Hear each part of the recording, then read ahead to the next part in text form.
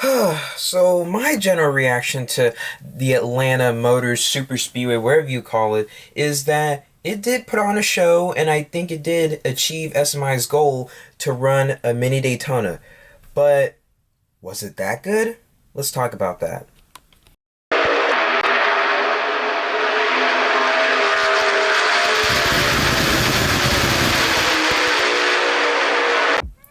Hey guys, NASCAR Mobile 48 back again. Welcome back to another episode of NRR. In today's video, we're going to be reviewing the 2022 Folds of Honor Quiktrip 500. Last time I'm going to be saying that because Quiktrip will be leaving, will not be the title sponsor for this Atlanta race, the spring race anymore, so that's sad to hear. But yeah, reacting to this race was pretty good in my opinion. I think it was definitely better than the racing that we had in Atlanta last year, but at the same time, it's still kind of confusing and different all of a sudden because there's so many what ifs to what could have happened and stuff. Like, what if Atlanta didn't get reconfigured? What if it just got repaved and stuff?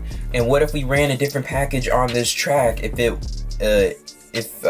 it did get, well, it did get repaved, but what if we ran a different package than the one we did today and just throughout the weekend? So there's a lot of what ifs into this one, but before we go ahead and dive on into this one, we have a new winner for 2022, William Byrne, getting his third career win, but we'll talk about more in a minute. We have our top 10 finishers. We're going to rate the race. Then we're going to talk about the biggest story of the race. It's about this new track, new reconfiguration, the new repave, and how the racing was.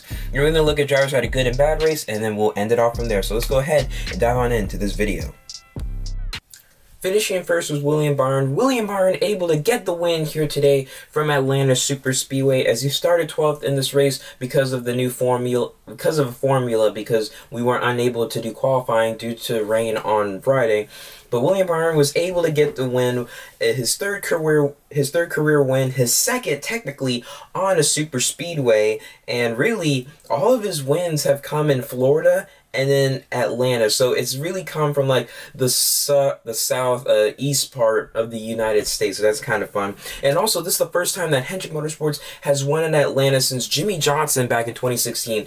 So that's also a really cool fact. But really, for William Byrne, he's just had a really good day. He had a really strong car.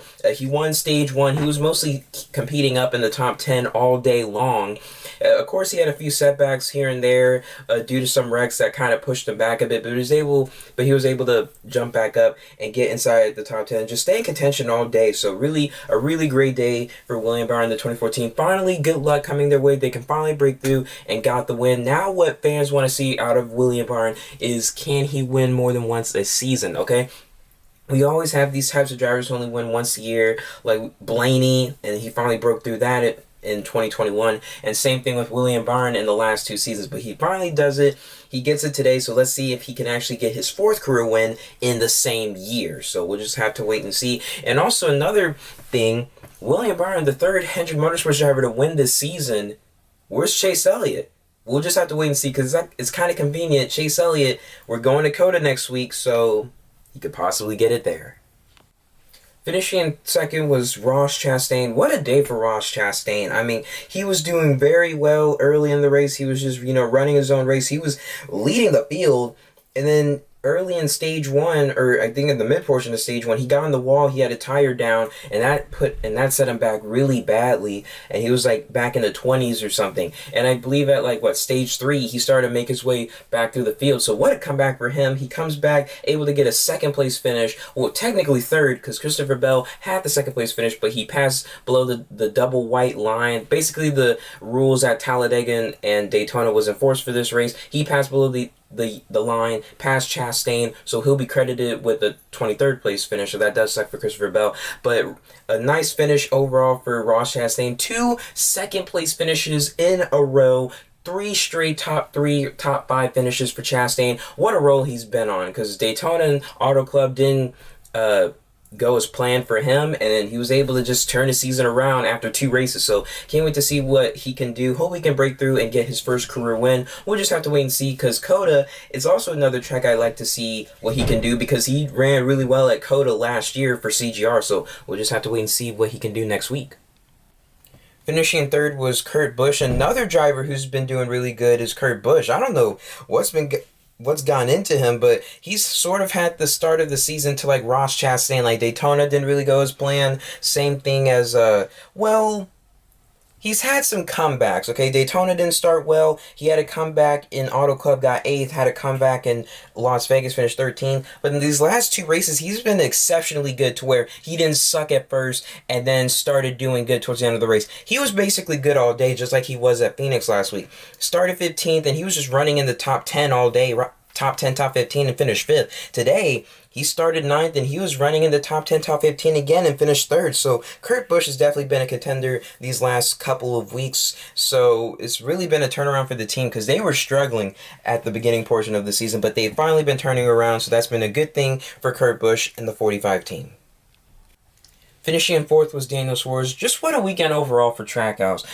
Both cars finished inside the top 5 today, and then both cars finished inside the top 10 last week. So that's really good for Trackhouse. They definitely have some momentum on their side, and Daniel Suarez had a really good day. Ran inside the top 15, top 10 all day. He had a really fast car. I didn't see him having a top 5 car at the end, but I guess he did. So what a weekend overall for both Trackhouse drivers and just for the team overall, and congrats to Daniel Suarez for getting a nice solid top 5 finish. Hopefully he can get his first career win pretty soon here.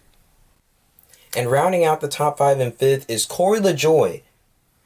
Here is another fun fact for Corey Lejoy. This is his best career finish. Corey Lejoy has never had a top 5 in the Cup Series so far. He gets it today. His best finish to date, is now 5th place. So congrats to Corey Lejoy finally getting his first career top 5 finish, and he was actually involved in the big one during stage 2 and stuff, and he was able to come back from that, and he was running like behind most of the leaders. He came back from that and gets a top 5 finish. So what a weekend overall for Corey Lejoy after what he started 33rd in this race and gets 5th. So his best finish of the season, best career finish overall.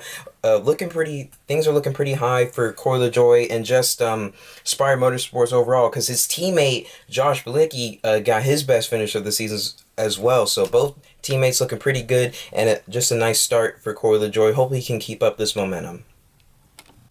Finishing 6th was Chase Elliott. Chase Elliott was another driver who had a really good day. He was probably the number 1 Hendrick car who mostly stayed out of trouble and stuff. Byrne had a bit of trouble, I believe. I forgot what it was about, though. But Chase Elliott, I thought he probably had like the cleanest day, probably not just for HMS, but just for everyone, just like out of the rest of the field. He started 6th in the race, still finished 6th, so not that really huge for him, but hey, it's his best finish of the season so far, so good job for Chase Elliott. Still looking for that first win of 2022. Hope he can come at Coda next week, as where he won there last year due to the rain shorting up that race and stuff. But still, Chase Elliott had a really solid day. He was sticking with William Byrne a lot. He was just running up there in the top 10. He just had a top 10 car all day. I didn't think he had a little bit of a race winning car. He led some laps here and there. Just it didn't just look like he had the best car, but he definitely had a top 5, top 10 car overall, and yet he showed some strong speed. So overall, for Chase Elliott, I bet he's just happy to come out of this crazy catastrophe of a race, mostly in stage 2, clean.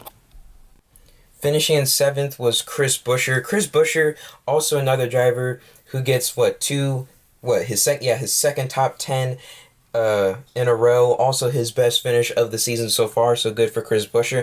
Buescher has had mostly of a quiet day. He's been up here. He's been running in the top 15, top 20. He's just kept it quiet, and due with some few incidents here and there, he was able to sneak his way inside the top 10. So good racing overall for him. And I even have to admit, for his teammate Brad Keselowski, even though Keselowski didn't get a top 10, he finished 12th, and finally a clean day for Keselowski, finally getting a good result. But still, good job overall for Chris Buescher in the 17 team. Finishing in 8th was Martrix Jr. Martrix Jr., another driver who looked pretty good today. He didn't look like he had a race winning car, but he was definitely up there. He was definitely up there in the top 5. But hey, it's a super motor speedway, whatever you call it. So I guess anyone's a contender. But him and Kurt Busch were definitely the top Toyotas today. Him, Truex, also Bubba Wallace. Those were definitely the top Toyotas to watch out for today. But Martrix Jr., what a day he's had. I mean, he started, 26 and finished 8th and stuff. So actually, he matched his best finish of the season like he did back in Las Vegas. So it was an okay day, you'd have to say, for Martrix Jr. Still just cannot get that win on a restrictor plate track and stuff. Now we have 3 of them, and we go to 6. Yeah, we have 3 of them now, and 6 restrictor plates a year. So we'll see if that will help Martrix Jr. out, but for now he does not have one. But still, a nice solid finish for the 19 team. Finishing in 9th was Joey Logano. Joey Logano was another driver who had somewhat of a quiet day, but he did have a bit of a comeback in today's race. I mean, I know he was involved in the big one in stage 2, and he had to come back from that because he had some damage on the car, and he did. He was a lap down before the end of stage 2, and then there was a caution that came out. It was the Todd Gilliland Cody Ware incident. Also, Cody Ware took a big hit into the inside wall. Thank goodness he was okay. Logano got his lap back after that, so stage 3 was just the stage for him to rock it out, and he kind of did and stuff. He got himself back into the top 10 and finished 9th, but he did start third in the race, so that wasn't really the best. But hey, for Joey Logano, I bet he's just happy to get a top 10 after all that madness that happened in stage 2. And rounding out the top 10 and 10th is my boy Alex Bowman. Bowman also had to overcome the same incident. Bowman had a speeding penalty early in stage 1, and then he was also involved in that wreck in stage 2, and he was also lapped down just like Joey Logano. He got his lap back after stage 2 ended and going into stage 3, and Bowman was running up there in the top 10 and stuff. He had a fast car to keep up with the other drivers. He just had to maneuver his way through the pack, and he really couldn't really do that and stuff. He started 11th, finished 10th, so 1 spot better, so I guess that's a bit of a game. But also for Alex Bowman, just like Joey Logano and Martrix Jr., I bet he's just happy to get a top 10 after just the debut of madness that we see from this Atlanta Super Speedway. And remember, we have to come back to this track in July, so we'll see what NBC has to say about this one. But still, a decent day for my boy Alex Bowman. And now to rate this race. This race was basically a miniature version of Daytona. It had its ups and downs and stuff with the race. Stage 1 was pretty good. Stage 2 was just calamity. Stage 3 was good racing to start, and then they all started running the freight train for a little bit until it was time to go and get that win and stuff. So it seemed like somewhat of a classic Daytona if it was turned into a intermediate 1.5 mile racetrack. That's what I'm just trying to say and stuff. The coverage was fine. I was happy to see Jeff Gordon back in the booth and stuff. We'll get Tony Stewart next week at COTA and stuff, so that's pretty cool. I did not watch the pre-race show because I'm done with that crap. I listened to the national anthem so much better than last week, and just there's some good racing overall and stuff. Because I was kind of scared going into today because the racing at the Truck Series and the Xfinity Series seemed kind of bland and stuff. But I didn't watch the full race for both of those races, so I can't really judge. But this race was really good in my opinion. I thought it was pretty good and stuff. So if I had to rate this race, I'll give it a safe answer. I'll give it an 8 out of 10. Just a straight up 8 out of 10. I don't know really what else to say about this race and stuff. This race could have been better but at the same time, it could have been a whole lot worse and stuff. And I'm glad that we did decide to have this package for this race and stuff, because if we didn't have this package for this race with the repave, it could have been a whole lot worse. So that's what I'm trying to say. So I'll give it an 8 out of 10. Let me know what you guys would give it in the comment section below. Okay, so let's talk about Atlanta. So this all goes back to last year before the second Atlanta race, where SMI announced that they'll be repaving Atlanta, which is kind of true because when your track starts to fall apart and you're having to red flag the race because of that, you know it's due for a repave and stuff, because eventually that's going to happen to tracks like Homestead, Auto Club, and heck, Dover. I don't know how you're supposed to repave Dover because that's concrete, but if you guys go back to the second race of the Dover doubleheader back in 2020, the track came apart and they had to red flag it. So Dover could be next, but I don't know how you're going to repave a concrete track, so I'm not sure how that will work because it's not actual pavement. But anyway, back to the thing.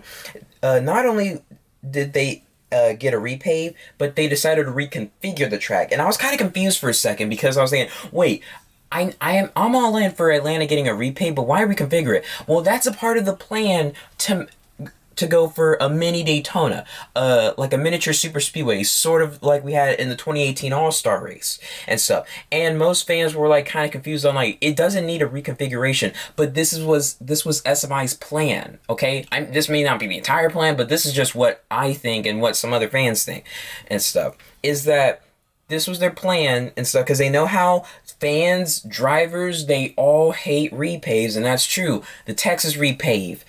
Texas needed to be repaved, but they reconfigured it because they knew, oh, they're going to hate the repave. It's going to suck. Everyone's going to hate this track. So we're going to reconfigure it to see if we can make the racing better. And it didn't. But we'll see what the next gen car can do for Texas once we head out for the All-Star race and the playoff race later during the fall and stuff. But the IndyCar race at Texas, that was beautiful. Also, congrats to Jimmy Johnson. Got 6th place, top 10 in IndyCar. Thank you. Also for F1, man, Red Bull fell apart. But anyway, back to NASCAR. Also, congrats to Charles Leclerc. But all right, back to NASCAR.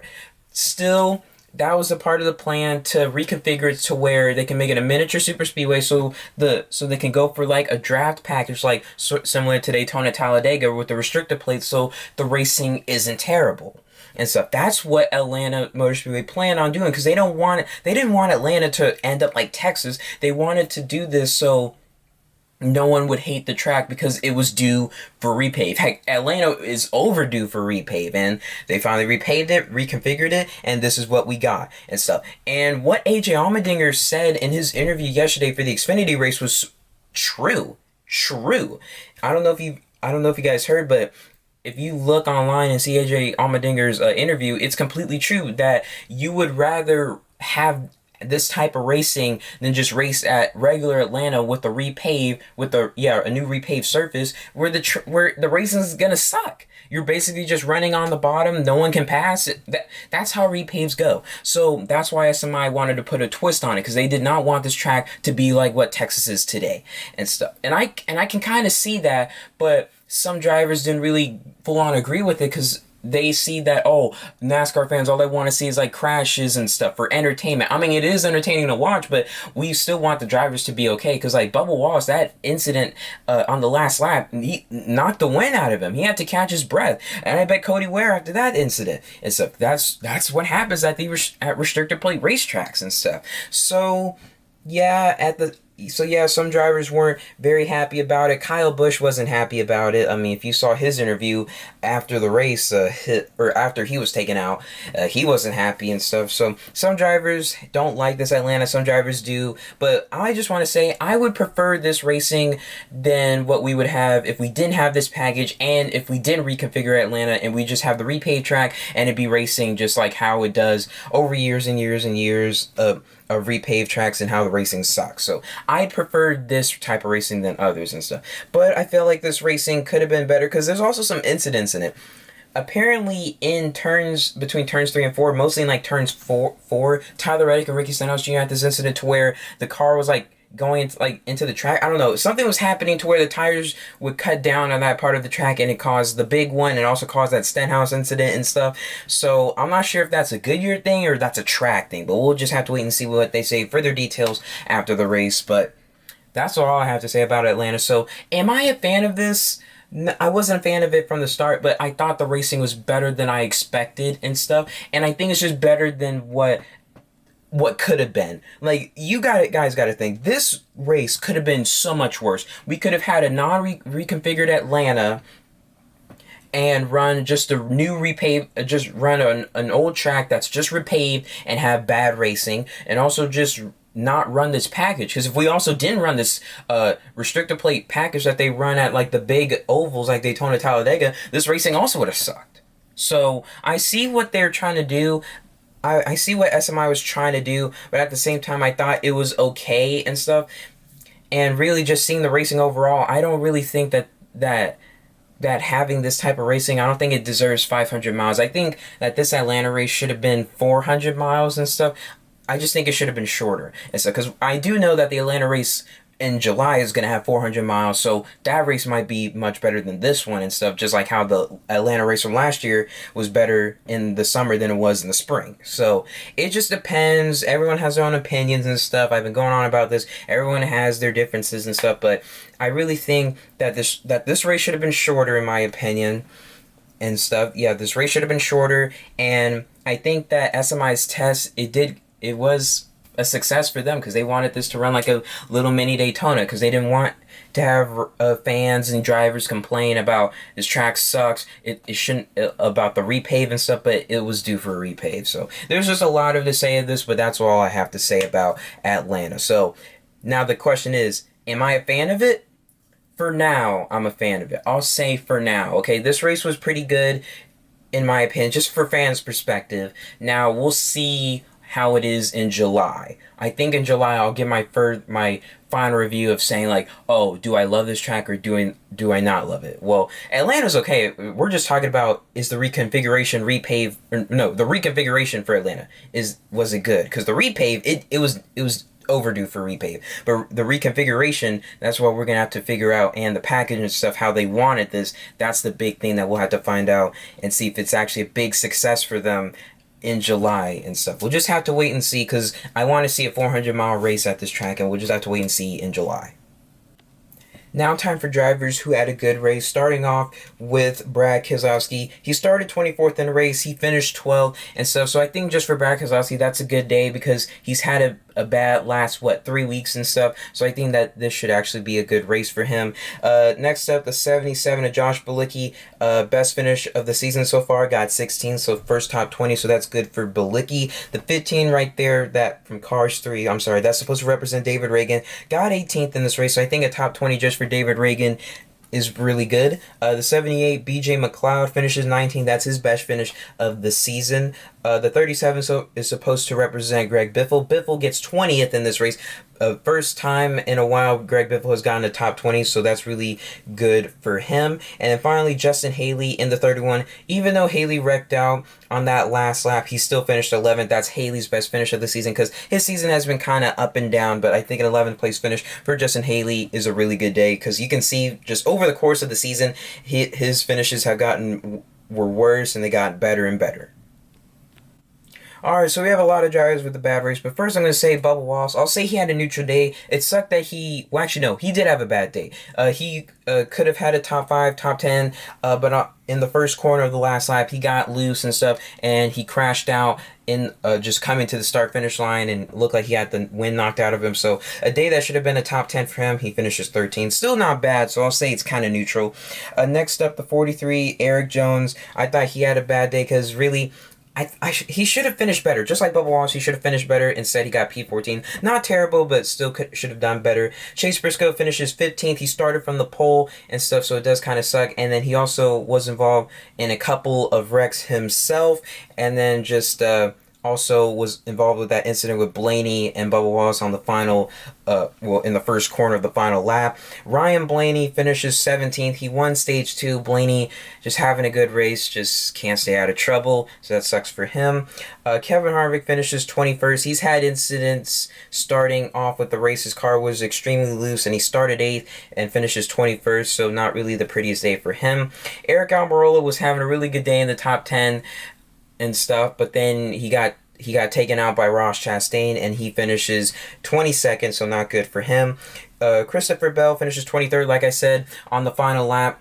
I think he went below the double white line and made an illegal pass, so going from a second place finish, he finished 23rd, and he had a couple of incidents, including his jackman. Also, his jackman is okay, so that's good to hear. Next up, the 26 car is supposed to represent Noah Gragson. Noah Gragson, just early in the race, he just gets loose and goes head on into the outside wall. Thank goodness he was okay, but just not so good weekend for him in Junior Motorsports, because he was involved in an incident late in the Atlanta race, in the Xfinity race yesterday, and in an incident early in the Cup race. And finally, Austin Dillon over there, he finishes 35th after he was involved with an incident with Kyle Busch. Nothing Austin Dillon could do. He just got loose because of the contact Kyle Busch made to the back of him, drove him loose, and Dillon just got collected and stuff. So bad luck for him.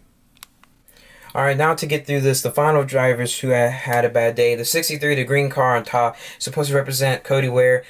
He was having a pretty decent run, but then he got taken out by somebody, I believe, during the Todd Gilliland wreck, and he hit pretty hard into the inside wall. Thank goodness he was okay. The 42 of Ty Dillon got taken out early. He had major damage from the Kyle Busch Austin Dillon incident, so both Dillon brothers come out short.